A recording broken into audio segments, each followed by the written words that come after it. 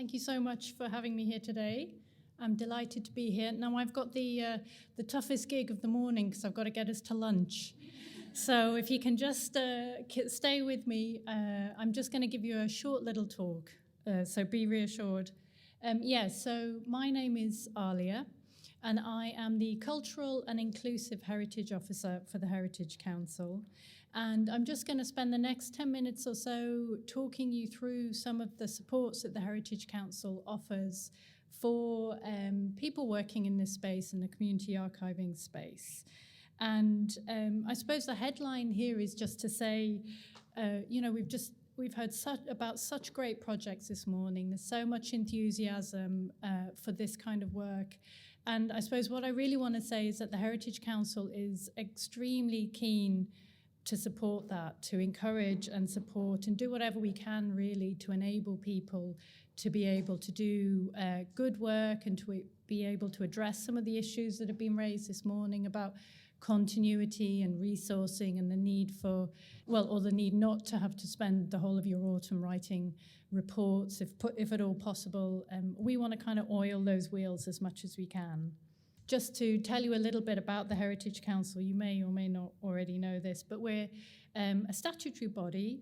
We're quite young. We were established in 1995, and we're responsible for a whole breadth of heritage, so built heritage, cultural heritage, and natural heritage.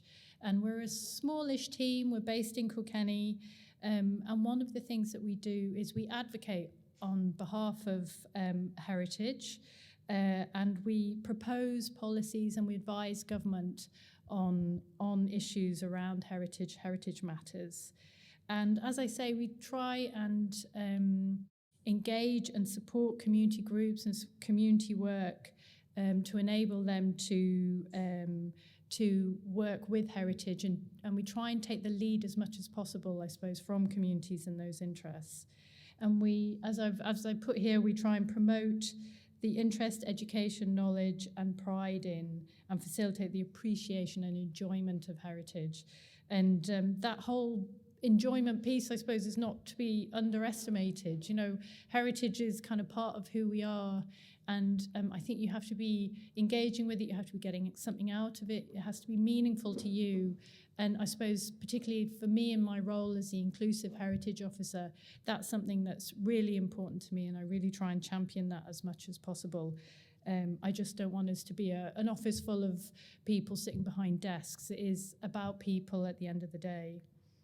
As I say, I'm the Cultural Heritage Officer, so I'm responsible for archives, for collections, museums, libraries, artifacts, all of the good stuff that I'm sure we're all passionate about in this room. And it's probably worth mentioning that I myself am a conservator by training. I'm also a community engagement specialist. The other members of the Cultural Heritage team include Lisa Shortall, who some of you might know. She was the archivist in Offaly for a long while, and she's obviously a trained professional archivist. And the CEO of the Heritage Council is also an archivist by training, Virginia Tehan. So I always say to everyone that I speak to, I don't say this in front of Virginia necessarily, but I'd say it to you guys, you know, we have a kind of fair wind behind us at the Heritage Council at the moment because of the background of our CEO. And I'm always conscious that now is the time to get that funding, to get that project off the ground, because she's extremely supportive of all the work that we do in this area. And so that's kind of the stars have aligned for us at the moment in that regard. So I just want to talk a bit more in detail about some of the supports that we can offer community archives. Obviously, one of the main ways that we try and support this work is through our partnership with ICANN and the community fund that Lorna mentioned earlier, of course. But in addition to that, we also run a whole tranche of our own grant schemes. So that's about providing monies to support community heritage projects.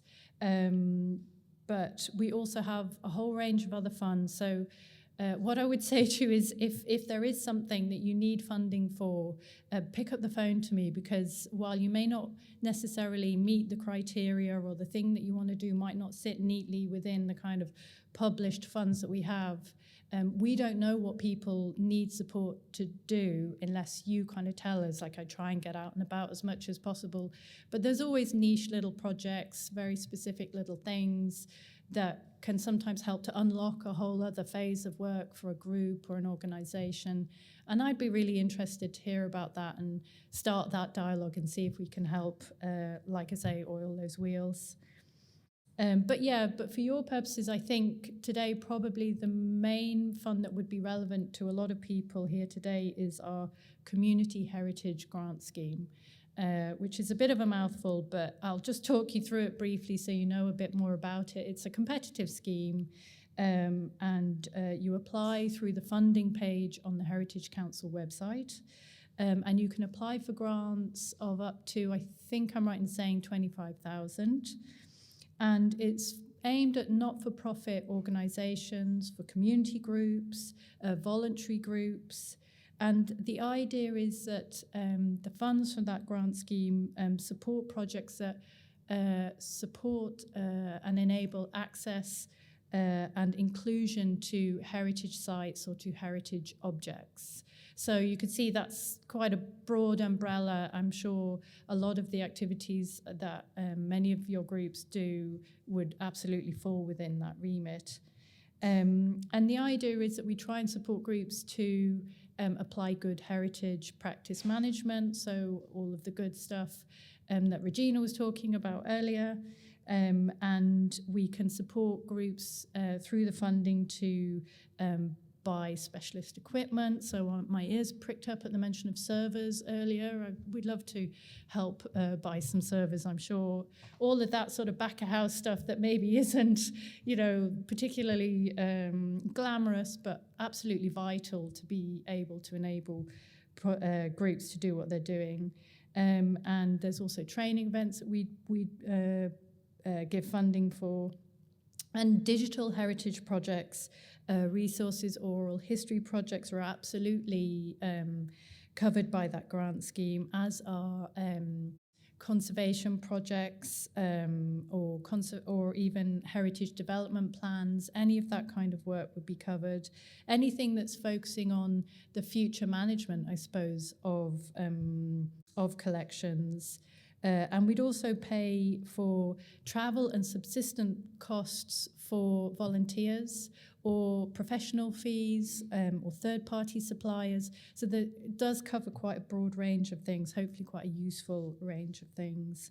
Currently, it's just run on an annual basis, so I think we're going to try and open the fund for applications either towards the very end of this year or the beginning of next year, so, December this year or January, really. And if you're interested to find out more, the best thing to do is probably just to keep a close eye on our social media. We do have a funding page, as I mentioned, on the Heritage Council website, and it is unfortunately an annual fund, so there are reports to be written by the end of the year. So you'd hear the outcome of your application in the spring, kind of April time, and then the timetable for delivery of the specific project that you get funding for would be from kind of May to October time. At the moment, although we're absolutely very, very aware that the annual funding model is not always ideal for people, and we're always trying to look at ways around that. So watch this space.